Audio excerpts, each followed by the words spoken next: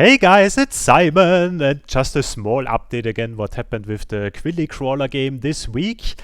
And I'm actually there, so you can now test it. So I created now a pre-release, it's called in GitHub, and you can download the jar.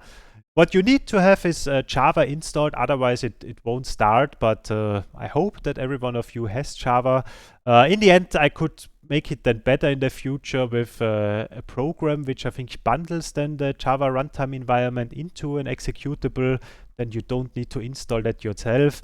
But for the time being, I think most of you guys which are watching there, and I just noted the camera active for the first time, but we don't care about that. I think most of you guys anyway have Java installed because you are programmers.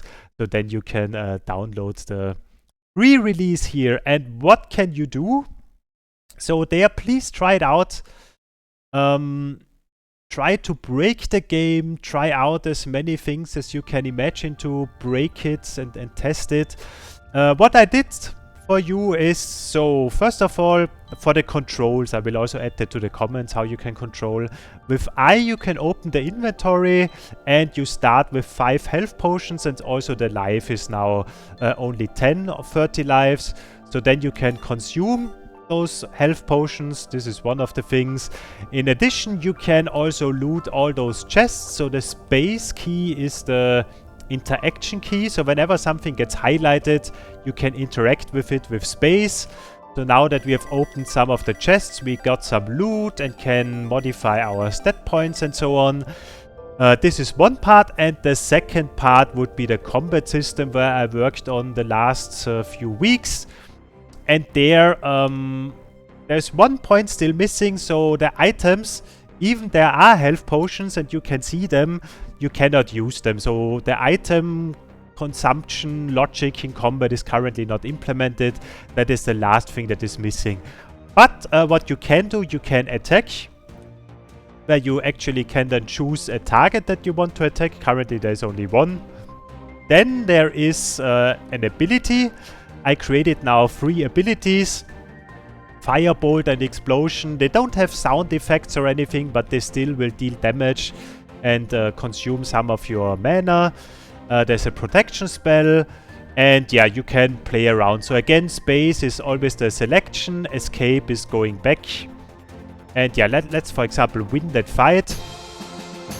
So victory, now again with space, you can go out of that fight, the enemy will then disappear.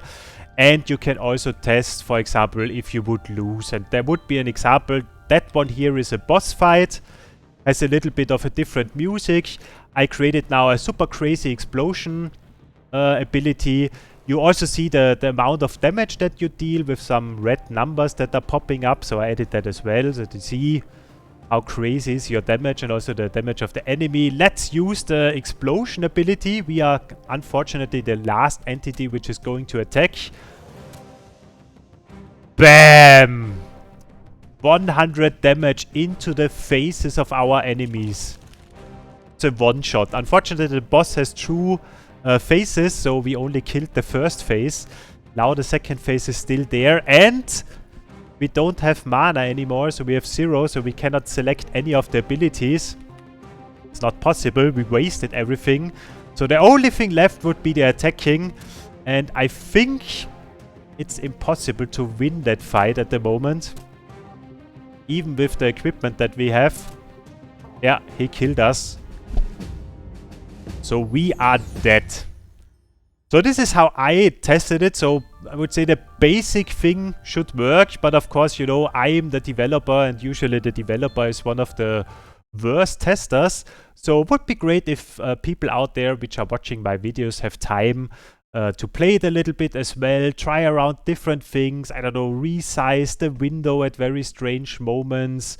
Click other buttons that I won't do, and just try to break it. That would be great.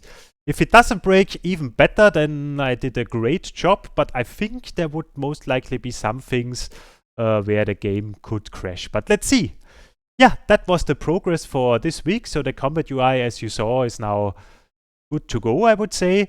And the only thing missing for me now, I switched a little bit around the things that I will do. And for the feature with the combat system, there's not a lot left. So I want to introduce a healing ability now also, which does the healing stuff. And for the user interface part, what is missing, also a floating text for the healing then the item logic for the consumables, and I want to have a little of a buff icon row below an entity where you can then see, for example, if you use the protection spell, then you have a little icon below your player where you see that you currently have this protection buff. And yeah, that's it. So next week there's a public holiday again in Austria. So I think really this time finally I can finish that and hopefully finish the entire combat feature. Would be great. That is the biggest part of that game, the most complex one. Everything else that is then still outstanding should be a lot easier and faster to complete. Because when you look at that, I started that on the 17th of April. So it's now more than a month already where I'm working on that. So yeah, took me quite some time, but I think it's almost there where I wanted it to be. So yeah, that's the update for this week. Thanks for watching, and again, please, when you have time and when you are interested, try out the pre-release. I have no idea where you see that here, but I know it from there, and I will link this link to the video description below. Have a nice Sunday and a good start into the next week. Bye bye.